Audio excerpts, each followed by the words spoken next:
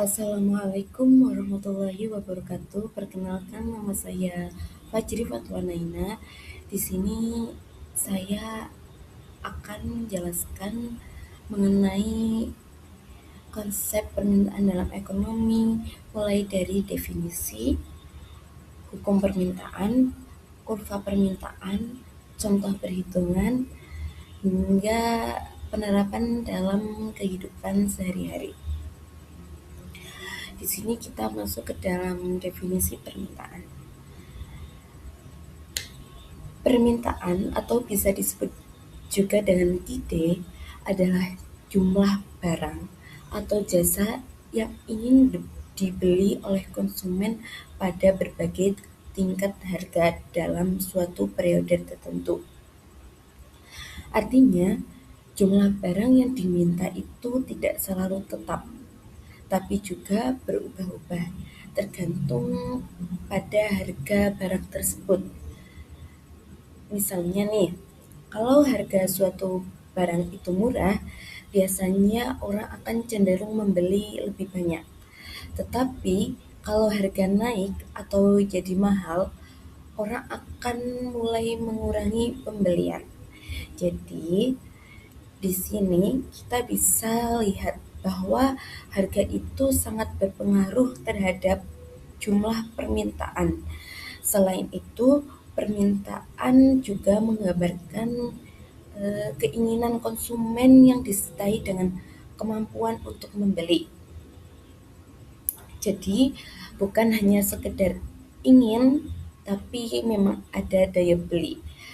Dari penjelasan ini kita bisa memahami bahwa permintaan berkaitan erat dengan perilaku konsumen dalam menentukan beberapa banyak barang yang akan dibeli pada harga tertentu. Jadi, intinya permintaan adalah hubungan antara harga barang dengan jumlah barang yang diminta oleh konsumen.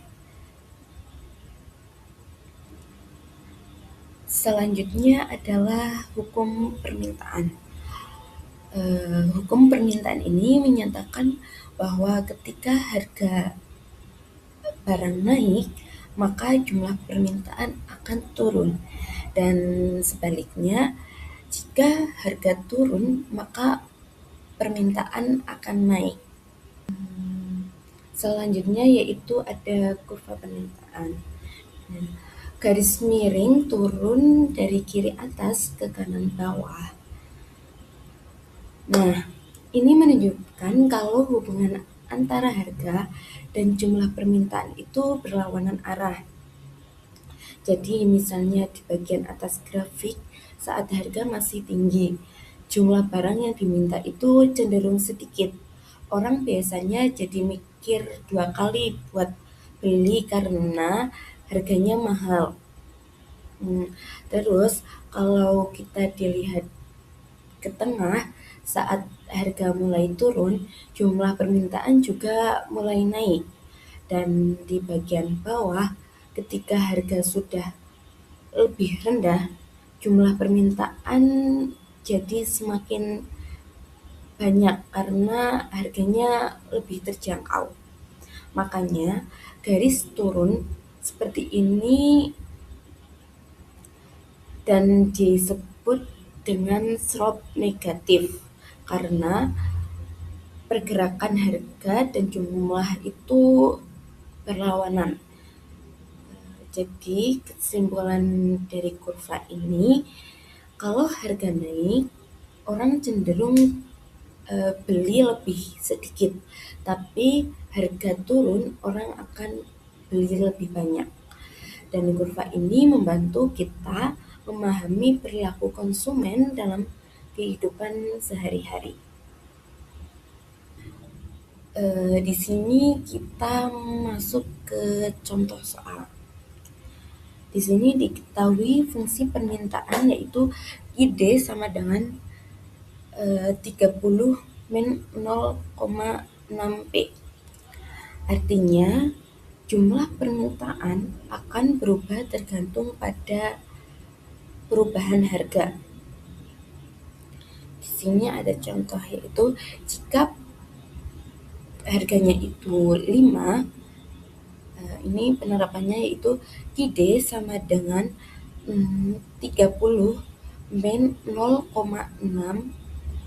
dikali 5 sama dengan 30 min 3 sama dengan 27.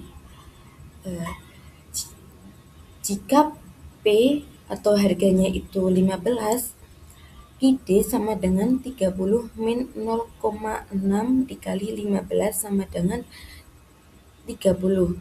Nah, ini 0,6 dikali 15 itu kan 9.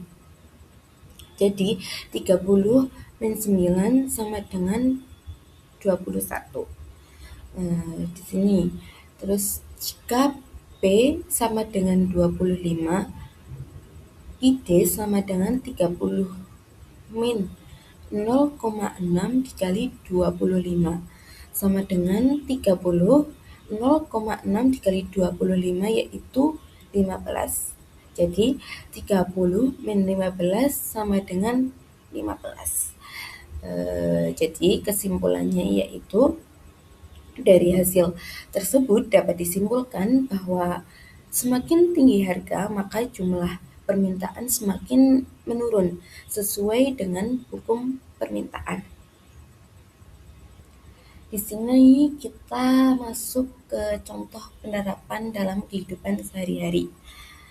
Hukum permintaan dapat dilihat pada kenaikan harga sembako seperti minyak goreng ataupun beras.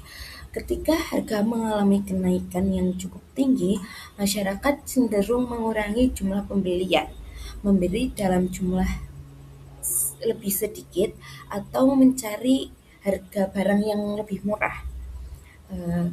Hal ini menunjukkan bahwa terdapat hubungan negatif antara harga dan jumlah barang yang diminta sesuai dengan hukum permintaan. Jadi dari contoh ini kita bisa lihat kalau konsep permintaan itu bukan cuma teori tapi benar-benar terjadi di kehidupan kita sehari-hari. Mulai dari perubahan harga sampai keputusan kita dalam membeli barang. Semuanya berkaitan dengan hukum permintaan.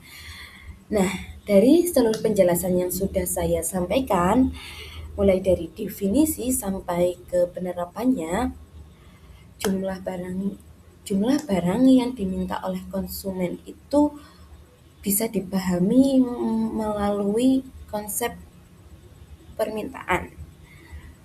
Sekian dari saya. Wassalamualaikum warahmatullahi wabarakatuh.